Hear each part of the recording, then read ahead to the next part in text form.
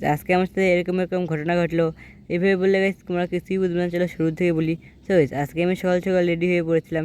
Ready হওয়ার পরে আমার সাইকেলটাকে নিয়ে আমি আফ্রিকান জঙ্গল দিয়ে যাওয়া শুরু করলাম আমরা ঘুরু ঘুরু করতে। তারপরে দেখলাম মাটিতে পড়ে আছে 10 টাকা। 10 টাকা দেখার পরে আমি ফটাফট সাইকেল থেকে নামার পরে তারপরে সাইকেলটা মেরে দিলাম ডাবল স্ট্যান্ড মারার পরে আমি যাওয়া শুরু করলাম 10 টাকা। এখানে এখানে আসার পরে দেখলাম সত্যি তো 10 টাকা পড়ে আছে। 10 টাকাটা নিয়ে আমি গাইতে পুরা খুশি হলাম। জানি না গাইছে আজকে সূর্যটা কোন দিকে উঠেছে।